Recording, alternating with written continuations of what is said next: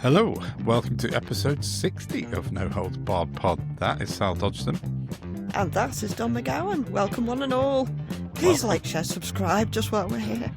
Take a second and it's free. Yes, definitely.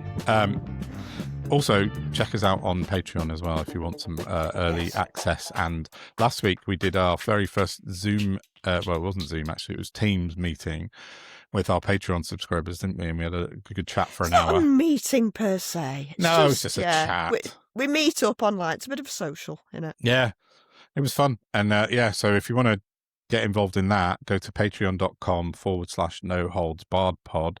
You can have a 7-day free trial, which means you can have a free I'll stop saying meeting, a free chat with us online. And you get episodes a day early to everyone else as well. So have a look at that.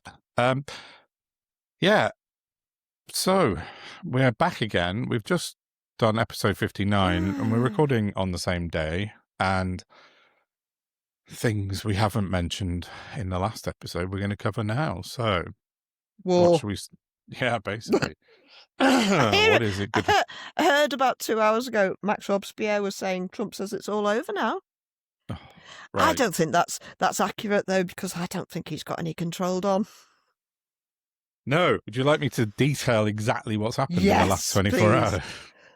Well, it started 2 days ago, Saturday, when Trump put out a Truth Social rant, as he likes to do a lot. And he basically issued an ultimatum to Iran and said, in all caps, obviously, if you don't open the Strait of Hormuz, we're going to bomb your energy infrastructure and we're going to obliterate you, is what he said. So that was on Saturday afternoon, our time, evening.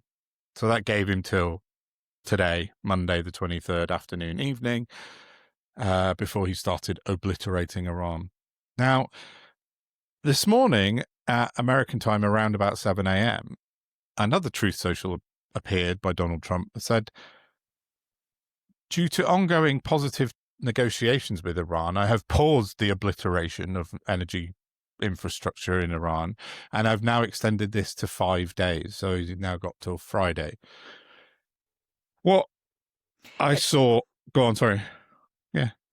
Did he extend the 5 days before or after Iran came back and went, no tar? Before, but let's see why we think. So, sorry. No, it's all right. So I when this happened this morning, so it was about 10 o'clock, 11 o'clock, something our time, and my phone went mad because I've got loads of news apps, obviously, and it said Trump's paused his obliteration of Iran. Reuters, Sky News, BBC, LBC, Guardian, everyone put out.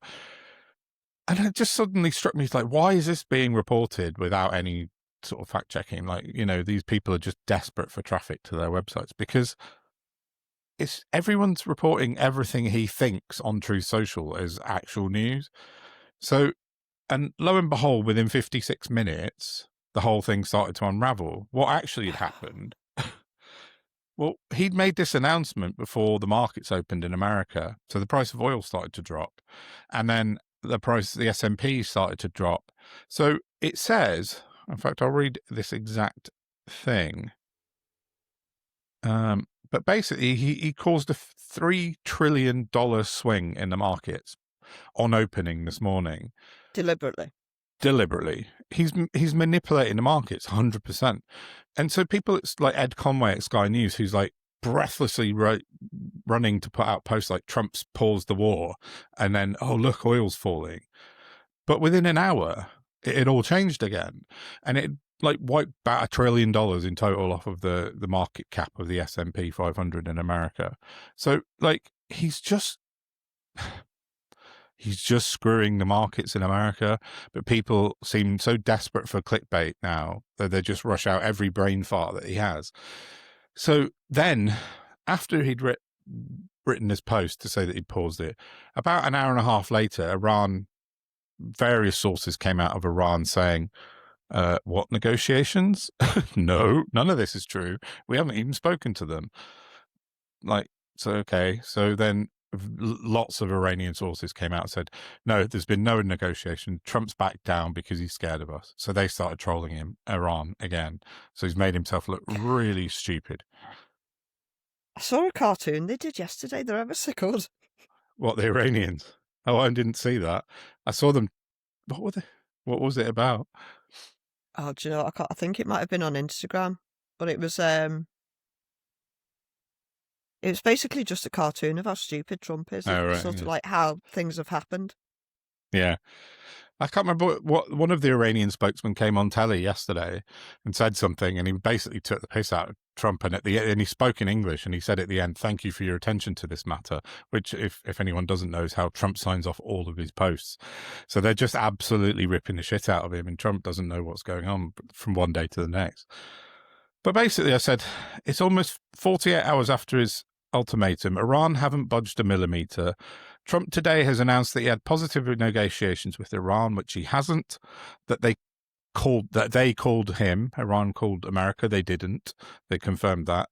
Then he then changed his mind, said that Jared Kushner and Witkoff were negotiating. Iran said no, they're not.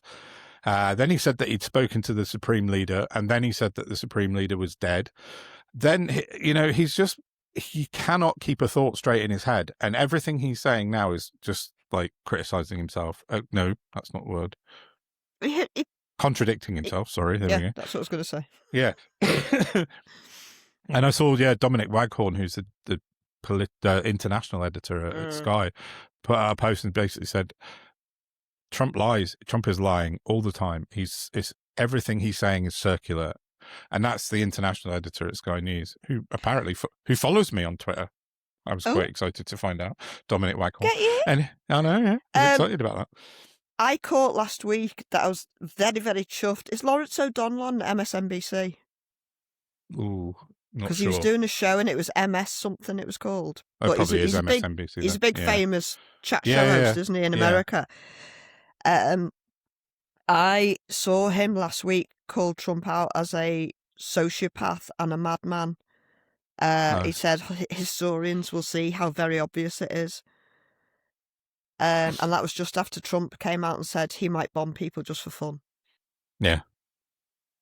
He's a lunatic. He's an absolute nutcase. And since all this happened this morning, loads of videos have gone online of him being interviewed outside, I'm not sure, one of the airplanes or helicopters he gets on, and reporters. And everything he said was a lie and it didn't make any sense. So I've seen loads of credible journalists saying it's really, really weird state of affairs that we have to now wait for Iran to confirm or deny a story from the American president, because that's what's happening. They need to start treating America as such, though. And yeah, totally. I know. And that's the whole thing I said earlier. It's it's a particularly British phenomenon. We're really bad at this, but it does happen in America as well. But the rush to get out news that Trump says something, desperation because it's just driving traffic, is making news reporting completely inaccurate now. Did you see that somebody had leaked a handwritten list that Bibi had done of his investors and sponsors? Oh, no. No, I missed that. Rupert Murdoch was on it. Oh, I mean, there's no surprise there, is there? Yeah. So what do you do? What do you do to break the cycle? No, I know. I mean, I've got some suggestions, but none of them are legal. Yeah. We don't want to get struck off YouTube. Wouldn't dream of it. No. I just found the but tweet. We're all thinking it. The tweet I put out earlier. So the original post came from something called the Kobayashi letter, which is a Market Watch Twitter that I follow, and they're very credible. And it was retweeted by Ron Filipkowski, who's another journalist in America who's very credible as well. So his post just said market manipulation. The timing of Trump's threats, usually Friday nights, then backing down, usually early Monday mornings, on war and tariffs, tells you all you need to know. So that's what I said earlier, is this 5 days extension to the ultimatum takes him to close the markets on Friday. It's Friday to Monday. He's working the trading window so that he can get favorable results within the markets. But so here's the actual data of it. 7:04 a.m. today, President Trump said the US and Iran have had productive discussions to end the Iran war. By 7:10 a.m., the S&P 500 surged plus 240 points, adding $2 trillion in the market cap. 27 minutes later, Iran completely denied all of Trump's claims and said there has been no contact with the US. By 8 a.m., the S&P 500 had fallen 120 points, erasing $1 trillion. That's a $3 trillion swing market cap in 56 minutes. And that's market manipulation. And that's what Donald Trump is doing. The world has to wake up and see this instead of rushing to... Go on. They've got to round them up. This is fucking mental. I know. It's just bizarre. People are dying so that this can happen. So he can swan around laughing and joking and making money with his family forever. No, these people need to be locked up, and all of their investments and personal finances need to be liberated and put back into the public purses. Yeah, I know. Everywhere. End billionaires now. Well, Trump's made like $1 billion since he's been president. He was not a billionaire when he started his second term. Exactly. But he is now. He is now. In less than a year. Yeah. Make it make sense. Absolutely insane. I know. But that's what this is about. Over a year. Yeah. Wars make money, and Donald Trump is making money out of this war.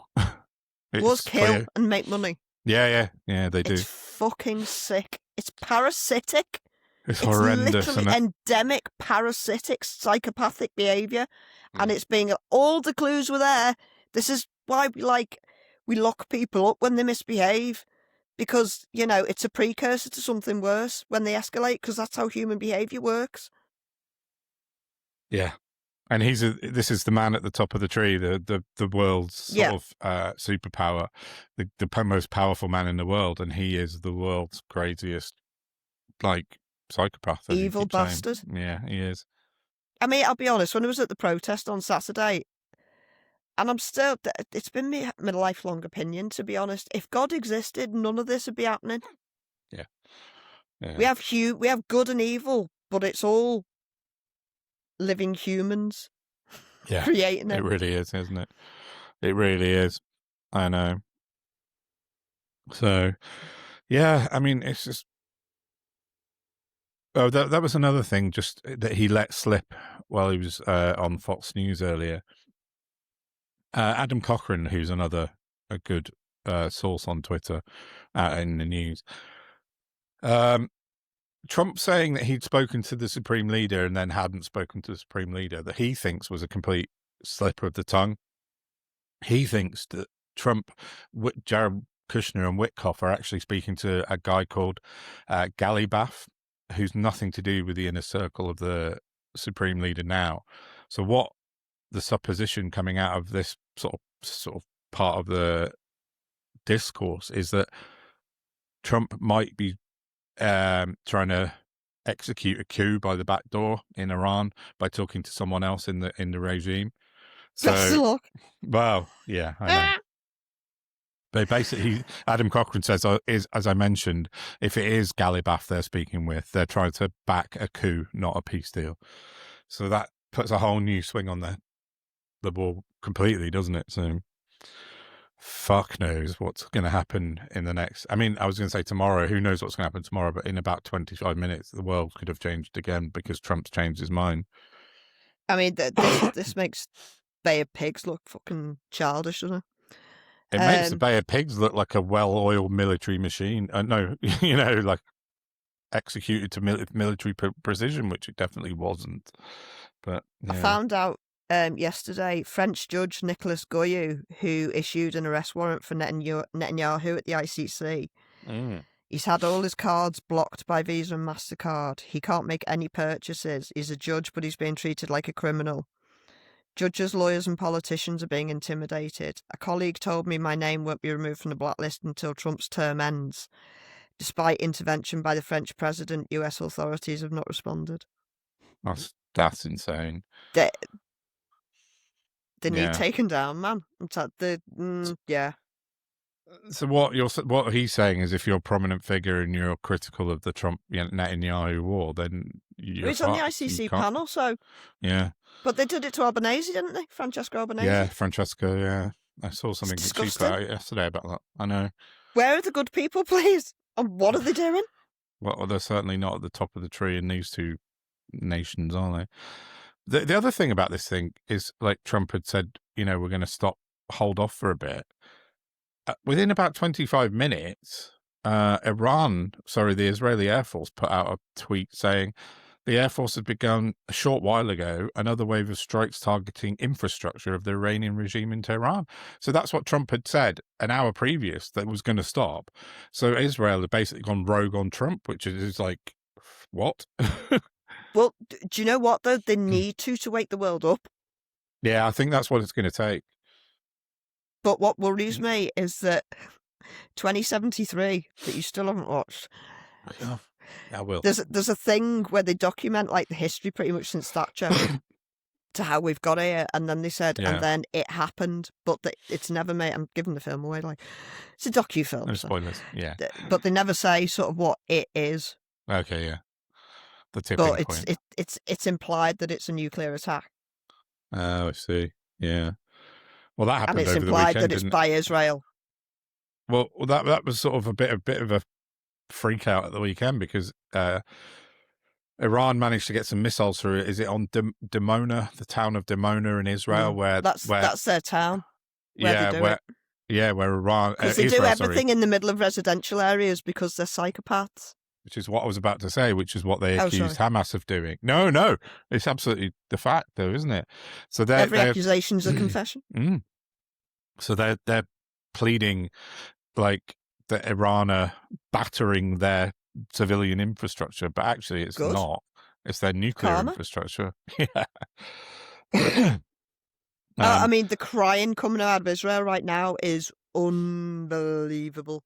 Yeah, it is. And the very last thing I wanted just to say about this whole Trump bizarre saga was that about an hour after this whole thing kicked off and Trump and Iran and yes and no, this happened, that happened,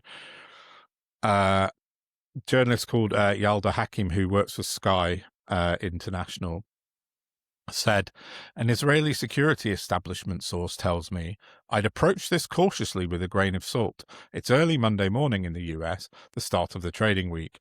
Markets opened higher, largely as expected, following the weekend reports on negotiations and latest statement by Trump.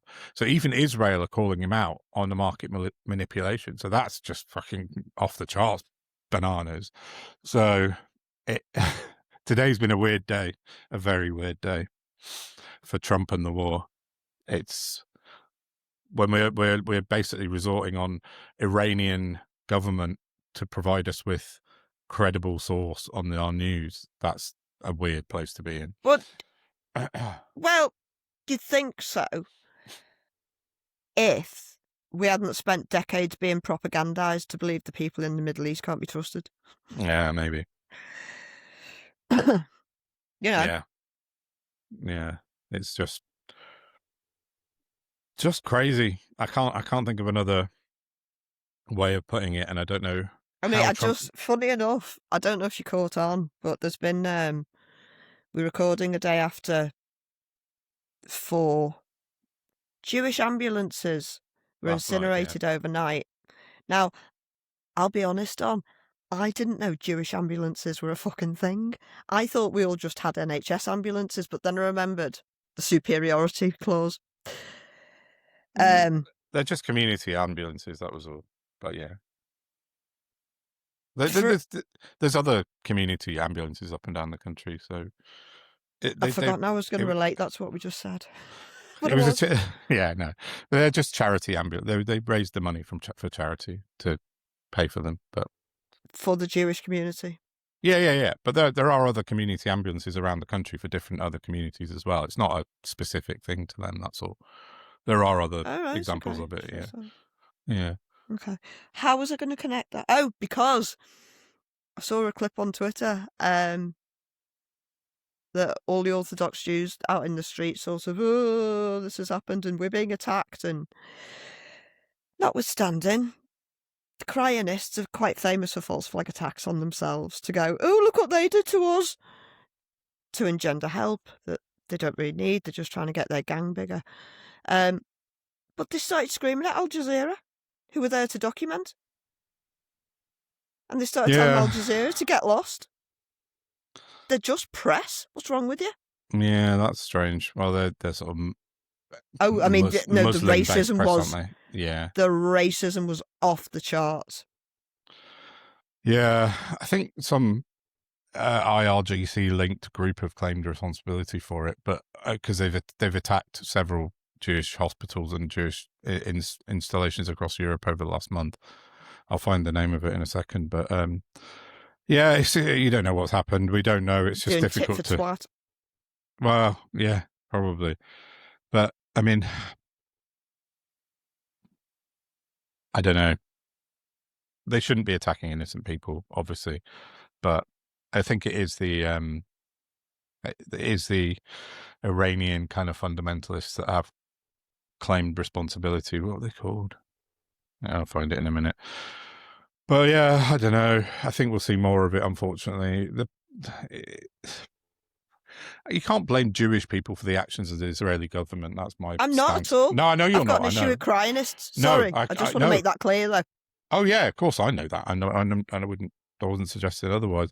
Just as a general statement, but it's difficult to separate sometimes the feelings because there's this mass hysteria always follows something that happens with the Jewish community, much more so I think than anything that happens to the Islamic community, but the Muslim community. So yeah, because that's what happened. No. Anyway, interesting news. Yeah. Sorry, is there any more on that? No, I didn't. No. Because I saw today that a guy, I don't know if this is good, bad, or indifferent, I haven't done enough research. There's going to be a new DG taken over from Tim Davie at the BBC called Matt Brittin. Yeah, I don't know this. Not Britas, thankfully, Brittin. The Britas Empire. Formerly spent 20 years at Google. Oh, yeah. And I thought, oh, don't really like that. Yeah. He's also set to join the board at The Guardian, which you'd think would be a plus, but all things being now they are at The Guardian, the jury's still out. Up and down, yeah. He has worked at Trinity Mirror, has pronouns in his bio, like that matters. Oh, yeah. And is upsetting the right-wing press, so they're quite good early signs. But, like I say, I mean, can he be worse than Davie? Who knows? Davie isn't the big problem on the board anymore, is he? No. That knobhead's still there, isn't he? Robbie Gibb. Cryonist, raging Gibb, cryonist. Yeah, he was editor of the Jewish Chronicles. It might still be. No, he's the front man for the money, and he won't tell anyone where the money's coming from. I knew there was a link there somewhere. Who are very pro-Israeli government, aren't they? They're really. Oh, they're disgusting. Quite shocking. Some of the stuff. They're why Question Time, Dan. Yeah. All of it. Yeah. Yeah. Yeah, well, that's interesting. I'll have to have a look at Matt Brittin. I hadn't previously heard of him, but we'll have a look. No, me either. Yeah. He was a commercial director at Trinity Mirror. Sorry, I just Googled him there. Wow. Just need to look into who his friends are. Yeah. See where the money comes from. That's normally the. Sorry, my laptop's being weird. Bear with me a second. Okay. But while you're doing that, there was. I don't think you missed it. There was a bit of furore on X the other day, rightly so, because Professor Morandi, who is basically, from what I can gather, sort of an unofficial Iranian spokesman, academic, very feisty man. I actually quite like him, to be honest, because he takes no shit and he speaks straight, and that's what I like. Fair enough. And on the 19th, was it? What did I say? Don't know what. Oh no, a few days ago. An account on X at terror_alarm put this post out with a picture of, a 53-second video of him. And it says, "We are crowdfunding $1 million for a bounty for the capture of Mohammad Morandi, advisor to Iran's supreme leader and frequently IRGC-aligned propagandist. We want him alive." And they put that out on X, and it's still there to the best of my knowledge. Is it? Yeah. Riddle me that. Have a look at it, but that's just... Jeremy Scahill retweeted and just said this is a reprehensible post for X to allow, targeting SM Morandi and putting a bounty on him. It is also a paid partnership. Imagine the outcry if a pro-Palestinian or a pro-Iranian group like this, hang on, Wow. did this with Israelis or Americans, criminal charges would be filed. And yet, for some reason, that's fine. It's a new level of what the fuck. That's absolutely madness. Like, how can you put out like a bounty on someone's? That's the sort of stuff for the dark web that's now seeping through into real life, into like. Oh, and they want him alive. That for me was yeah, that's horrible. They're just. I just don't know. What we need to get on top of the internet. It's got out of our grasp. We've let it run too far. And now sensible people need to sit around a fucking table and decide what we're going to do about this monster we've created. Yeah, funnily enough, I wrote a long article about that just last week, about that exact subject. So, didn't you, Don? I did, yeah. Did you want to talk about that? Yeah, we can talk about it briefly if you want. I'll put a link into Substack, but I called it Who Watches the Watchers because, you know, we've got these regulatory bodies in the United Kingdom that are sort of farmed out by the government to look after us. More gatekeepers, aren't they, really? Yeah. So, like, how many regulatory bodies do you think there are in Britain? Oh. Ballpark? Somewhere between 10 and 50. 112. Shut the front door. 112? There's 112 bodies. There's 20... How does this country work so badly? Exactly. Because there should be 10 of them. Yeah, exactly. So there's 24 just for the health service, 24 just on its own for the health service. So it's just no wonder nothing works. This is basically the crux of 3,000 words that I wrote. Too many chefs. Yeah, exactly. So I wrote... It's okay. I specifically focused on Ofcom because Ofcom are sort of the arbiters of our life, really. Like everything that we see and watch is supposed to be monitored by Ofcom. You know, they started out as a broadcast regulator for TV and radio in 2002, and then now they're responsible. It says they're responsible for TV and radio broadcasting, telecoms, which includes mobile, broadband, and landlines, the postal service, and online platforms and safety.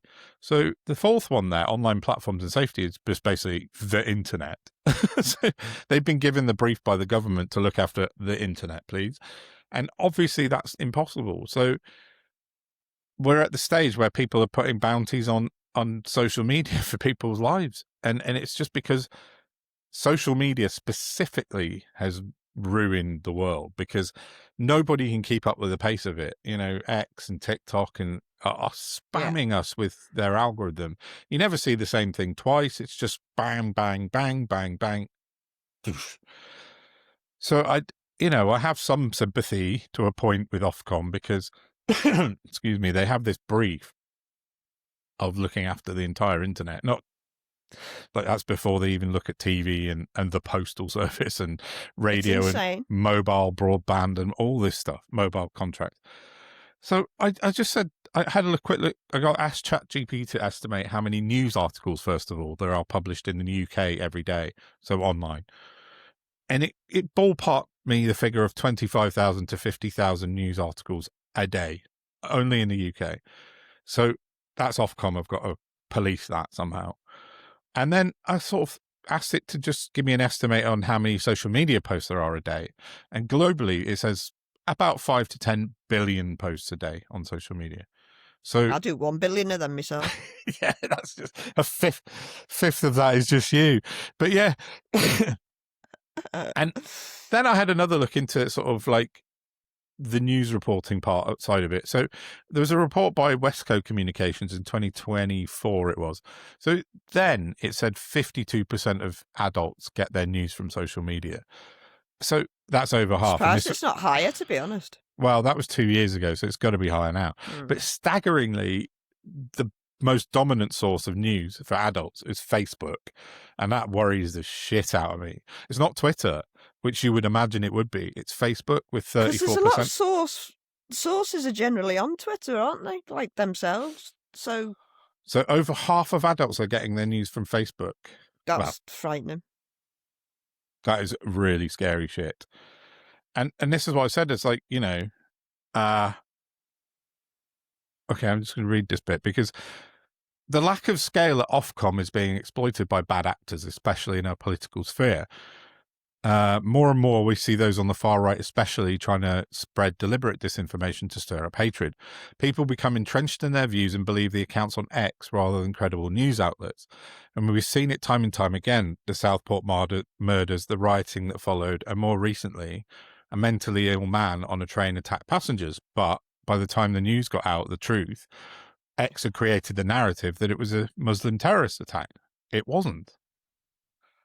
But then people don't believe it. So I remember when that happened and I was putting out corrections because I could see them and people were just like, nah, we don't believe you. But then people to this day still believe that the Southport murderer was an Islamist terrorist, and he wasn't. But because Nigel Farage and Andrew Tate said he was, that's where they get their news from. It's a paranoid schizophrenic by all accounts. He was. I mean, there was some dark stuff in there, but I'm not excusing it, but the human brain doesn't. People who do these things are broken in the brain. Of course, yeah, absolutely. It's a neurological, generally, unless you're BB or Trump or one of those little insania. I mean, their brains are broken. That's literally why all this is happening.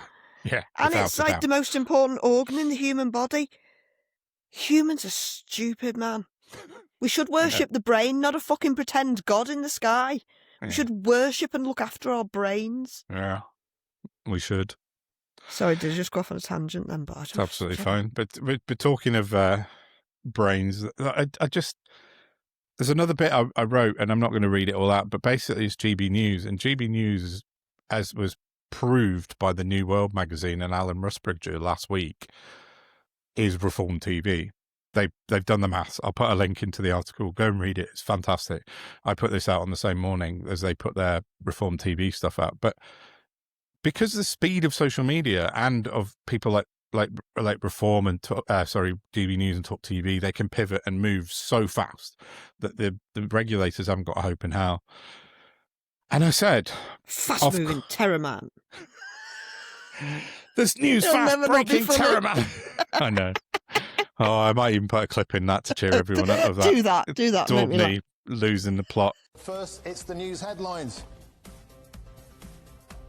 No, it's not. We're going straight to me. This is breaking news. It's fast happening.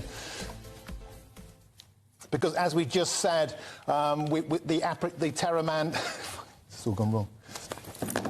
It's here. Chip Chapman, we have him coming up soon on the arrest of the terror suspect. He escaped from Wandsworth Prison and he's been apprehended. It's all coming up in GB News. We've got our first guest. Here it is. Police have arrested prisoner Daniel Khalif. Beg your pardon, we're getting the audio in the right place. This story is just happening. Joining me now for the latest is GB News Home Security editor Mark White. Are you there, Mark?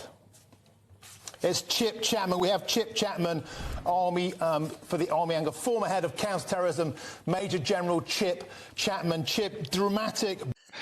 But I said Ofcom has my sympathies to a point. They do face insurmountable challenges to keep the internet and broadcasters in check. But last week, LBC had got an interview with Dame Melanie Dawes, who's the head of Ofcom. And she was talking to Nick Ferrari, and he asked her lots of questions saying, how many fines have you had? What action are you taking against Twitter about this? She told Nick Ferrari that they had issued fines for only 13 social media platforms so far. Several more were under investigation, up to 52. That's it, just 52. Only one company has ever bothered to pay a fine they've issued, and that was an obscure Italian porn website. But all the rest have completely ignored their fines. And that there is a nutshell view on what Ofcom do. They basically do very little, and when they do issue fines, nobody gives a fuck. They just ignore it. So it's just mad. A thing on that. I don't know if you've got anything to add. I've got an article that I haven't actually read yet. I bookmarked it, and then obviously life got in the way. For it. Yeah. It's from CBS News.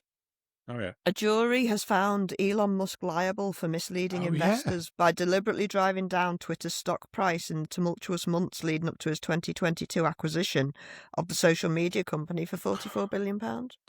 Yeah, I saw that broke last week. I don't know what's happening with it, though. He's been found guilty, but...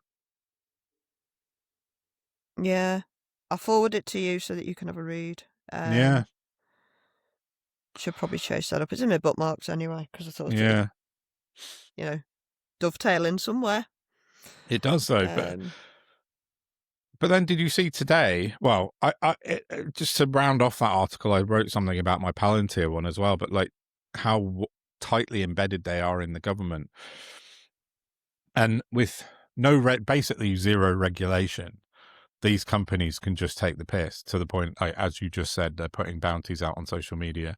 And then today, did you see the announcement that, come on, load, Palantir has been awarded a contract by the UK's Financial Conduct Authority to analyse internal intelligence data. That's today. Fuck off.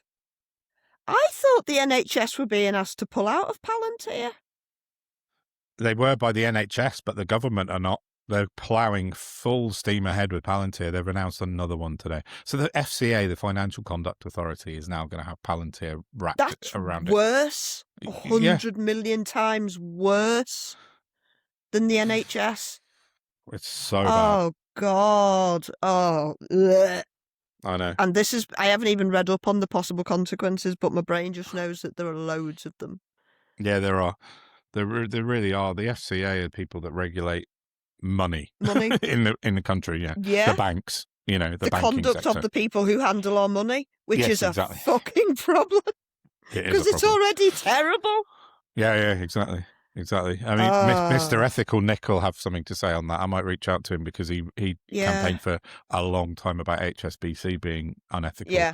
So I might chat to Nick about that. But yeah, so that just came out this afternoon. So we've got people like Palantir and Peter Thiel just like wrapping themselves around our entire government with no regulation from above. So as I said, I called my article "Who Watches the Watchers?" Nobody does. That's the answer.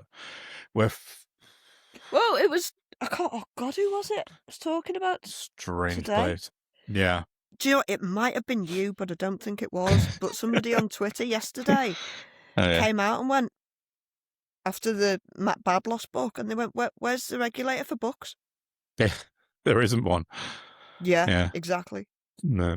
You see, this is part of why like I try to read and I can't anymore. I have concentration issues with my woolly brain.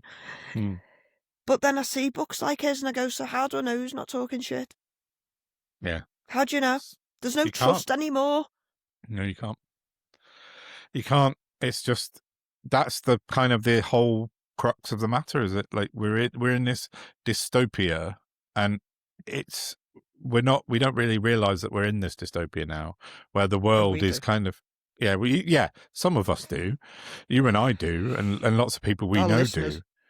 Yeah, exactly. But someone who doesn't follow politics or follow the news closely, as you say, will go into Waterstones and see Matt Badloss's book, Matt GPT's book, and they'll go, "Oh, it's called Suicide of a Nation. That sounds interesting. I'm interested in that sort of thing." Weirdly, I don't know, whatever. But Suicide of a Nation would be voting for people like him.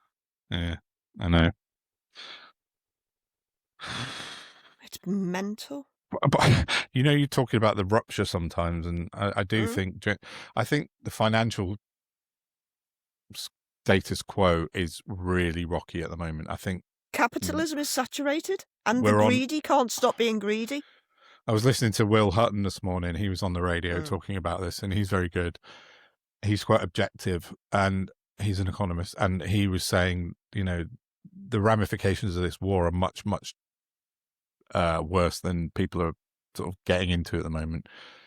Potentially, this is like unknown levels of financial hardship, and watch globally. 2073.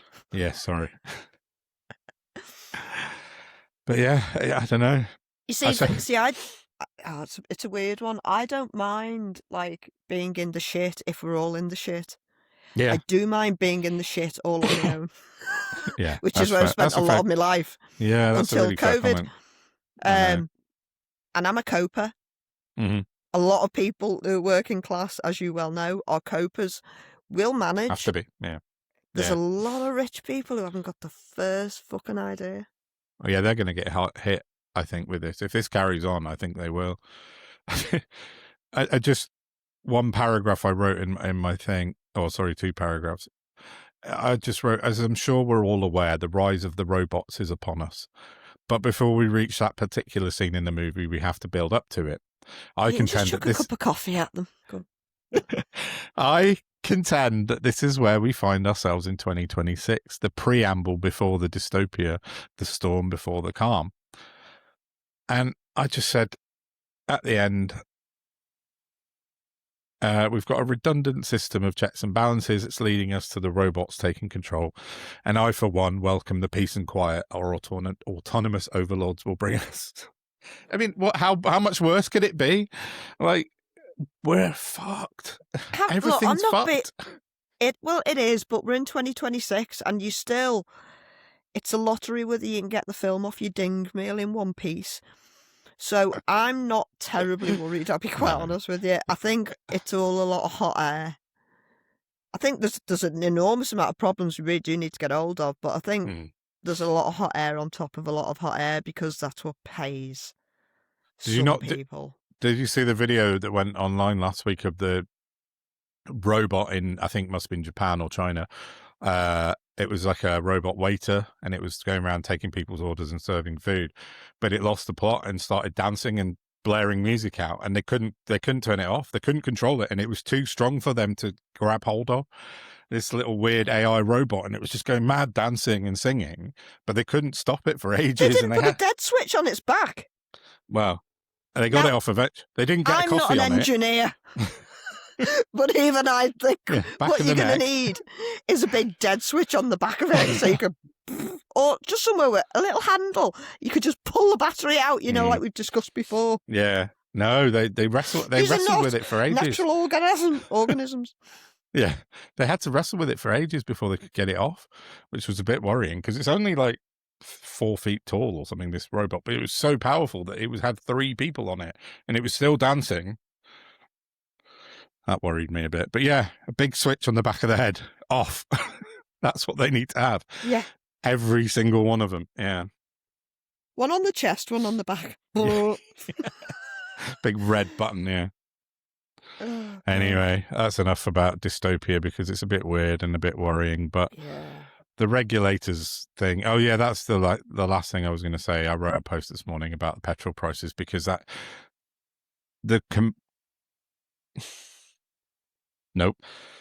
Yes. Okay. So the Competition and Markets Authority was the word I was trying to get to there. I heard Matthew Pennycook on the radio being interviewed this morning, and he did the rounds on the media, and he was asked about petrol prices because the Chancellor had said that she won't stand for price gouging. She's going to have a stern word with the petrol company. Yeah. Yes. Yesterday, as you know, I was out and about watching a movie, and I drove down to Bristol and back, and I had a look at petrol prices up and down. So Bristol, South Gloucestershire and Gloucestershire. And unleaded was minimum of £1.50 a litre, which is up by about 20p a litre, and maximum 160. And diesel is now up to like 170, but I saw it up to 185 a litre yesterday.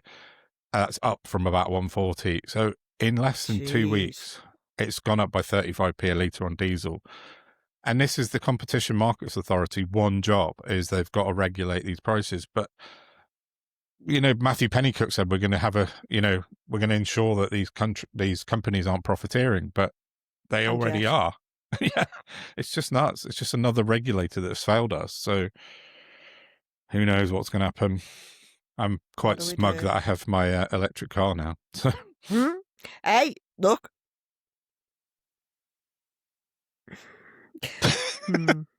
All terrible things will have a little silver lining here and there. That's just how life works, right? That's very true. And I don't think anything could promote renewables heavier than a massive Middle Eastern war over fuel. Absolutely. Definitely. They're absolute dickheads. They're all dickheads. Yeah. as But you still. say, the green agenda is going to benefit massively because on this. they're burning all the fucking reserves to death. I swear down, these people need locking up. We need sensible people running the world, not psychopaths. Yeah. So, what else we got? Anything else? No, because I've got to go. Oh, yeah, you've got to go. I've got a lecture to go to. But we will record in a day or a couple of days. A couple of days' time, yeah. Catch up, yeah. Yeah, towards the end of the week. So please like, share, and subscribe, and thanks for staying with us. Yes, thank you. Yeah, on that note, we'll see you later in the week. Bye-bye. Bye.